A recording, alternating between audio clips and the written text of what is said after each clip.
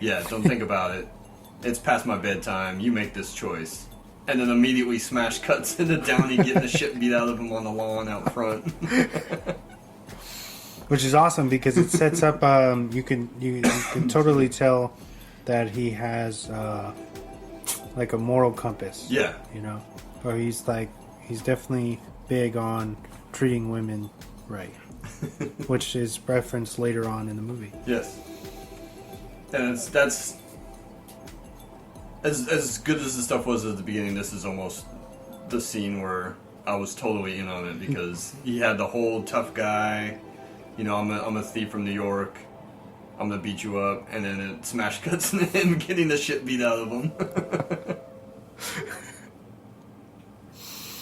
And then I think after the guy leaves, I think he gets up and has something that says, "Oh, I'm gonna learn how to fight like next year." Yeah, I'll learn how to really fight.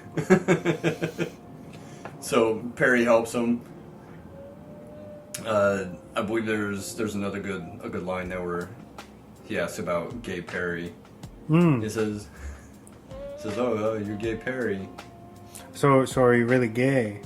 He's like, no, I'm knee deep in pussy. I just like the name; it just stuck.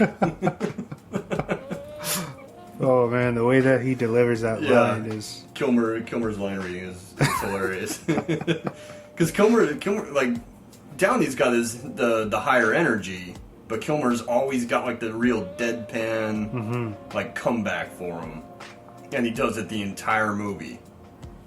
Yeah, he has a huge consistency with that. So they go into the kitchen and Perry's cleaning them up, and then they meet the host of the party, a guy by the name of Harlan Dexter. And it's funny because in the narration, after he splits, Danny says, "Oh, you know, that's just some random scene. You know, why would they be there? That's bad." You know, it's like that scene in the Hunt for Red October, where he makes the Hunt for Red October reference about the cook. Yeah. Which, if you've seen the Hunt for Red October, there's like one like random shot of the cook at one point in the movie, and then at the end, it turns out he's the saboteur. On the submarine, but they meet Harlan Dexter, who's going to come into play later on. He's with his daughter, and his daughter, I guess, was trying to sue him at one point to get some money out of him, but it went away, and then obviously that in his joking dialogue, it does come back later on in the film. So. The girl at the party that was passed out is Harmony Lane, who he runs into at a bar later on and is kind of talking her up. And she's not having it, and her friends comes over and isn't having it. So Downey goes to walk away, and then Harmony says, "Hey, don't you recognize me?" She's the girl from the beginning. Mm-hmm. The girl that was in the magic trick. Yep. That said she was going to become an actress. So they talk it up, and then they get along well and have a good time. And then Downey wakes up the next morning, and you think that he's with Harmony, and he's with the friend. So then he goes to talk to her, and Harmony throws him out. And then they split at that point. But then Downey gets into the investigation with Perry. Perry takes him on some surveillance. He ends up sleeping with her friend. Yes.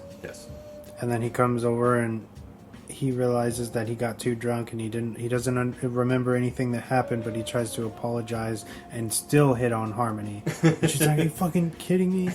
And she throws him out, and then that kicks off the investigation with Perry. Yeah, so while he's on the surveillance with Perry, they're supposed to be filming something. Someone comes out of the cabin that they're up at. Where is that? Big Bear? They were in Big Bear. Mm-hmm. Someone comes out of the cabin, so they go to follow them, lose the car, and then at one point they pull over and a car comes driving off the cliff above them and lands in the lake. And Kilmer dives in, Perry dives in to the water to rescue the girl in the trunk. But she's already dead. Or so we think. Yeah. Well, no, she was dead. Yeah. But Perry had to shoot the lock. And he shot her in the head. Or he shot the body in the head. Yeah, in the course of trying to open the trunk, he had to shoot the lock and ends up shooting the corpse. Because I was thinking about that when it happened. I was like, he shot the lock. So wouldn't that, like this, how do you say this? The symmetry of that, it would probably go into the body. But when they pull her out, Downey asks if she's dead, and he's like, "Oh, of course she's dead. Her neck's broken." Mm-hmm. He's like, "Oh, is she dead? She's dead?" And he's like, "No, she's just sleeping. Of course she's dead. Her neck's broken." And then they look up and they see these two guys in masks standing on the cliff above, looking down on them, and they freak out, and then talk about, well, maybe we should call the cops. He says, "Oh, we can't call the cops because it looks like you shot her in the head." Because when Perry shot the lock, he ended up hitting the corpse. So they freak out, and what are they going to do? And Downey immediately, out of instinct, just grabs the gun and throws it in the lake. And then Perry says, "Oh, we need to gather up everything, get out of here. Where's my gun?" And Harry says, "Oh, I threw in the lake." And then Perry just loses it. He's like, "What if they drain the lake? You don't think they're gonna find the weapon?" So they drive off. Perry goes to drop Harry off, and he's talking shit to him the entire time. And then when he goes to drop him off, he tells him, don't. If you feel like calling, or he says hesitate to call, and then he tells him sleep badly, and he has the discussion with him about the adverb usage, which Downey tries to get one over on him by saying, "Oh no, it's sleep bad," and Perry just says, "No, it's badly. It's an adverb. Who taught you grammar?" So while he's kicking him out the car, Harry gets the phone call from the police saying, Harmony's dead, and he gets really shooken up by that. And then Perry is just so apathetic about it. He's just, "Oh, okay, that's too bad. Well, good night." And tries to push him because he's leaning against the car. He's like, I need to go. And Downey's just a mess in the street, crying. Still sitting, kind of leaning up against the car, and he's like, "No, I need to go," and he pushes his body. So then he gets upstairs and goes into the room and is kind of in disbelief, and then there's a knock at the door, and he opens the door up, and it's Harmony. She's not dead. It was her sister, her younger sister, who had come to Los Angeles and had stolen the credit card that had her name on it. That's why they thought it was Harmony at first. So they go, and she's really distraught, and Harry is helping to put her to bed. Excuse me. And there's a little misunderstanding there, where he sees the spider crawling on her, and he goes to get it, and it inadvertently goes down her shirt. In her bra. And he's like, "How do I do this without being pervy or looking weird?" And then she wakes up in him trying to get to the spider, and she's like, "Oh, you grabbed my tit." "What are you doing?" And he's like, "No, there was a big spider. He crawled in there." And she's like, "Yeah, right, whatever." He's like, "No, I'm being serious." And then she kind of looks down and sees one of the legs from the insect, and she goes, "Well, I believe you." And then "No, you don't. You're just saying that." But she asks him to look into her sister's death. Mm-hmm. She thinks he's a private detective because she saw him at the party with Perry. But he's not really. Yeah, he leans into that like, oh Yeah. yeah, and he just plays with it Yeah. to impress her. So she says, "Oh, I'm gonna leave," and he goes to use the restroom, and as he's taking a piss, she's talking to him through the door, and then he turns, or he looks over at the bathtub and sees the corpse of the woman that was in the trunk of the car earlier that night. And because he gets startled, he kind of turns around and he's still pissing. Mm-hmm. So he ends up like pissing on the corpse. Yeah, probably my favorite part of the movie. These guys have obviously planted the body back on the guys that were looking on Yep. them from the hill. They plant the body back on them, plant a gun, and when Harry he's peeing, and he looks. And keep in mind, Harmony's still sleeping. Yep. In the room, across the way. So he freaks out when he sees the body, and he calls Perry. Calls Perry, yeah. Like, oh, what do I do? They gave me the body back. And there's the whole thing. I pissed on it. Can they trace it? He's like, what? Come again? Why would you piss on a corpse? So Harmony is leaving. And then Perry tells Harry, "Hey, I'll be there in a few minutes.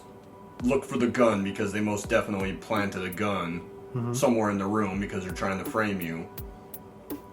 So Harry goes through the room and finds a gun underneath the mattress, puts that in a baggie, and then Perry shows up and they go to move the body.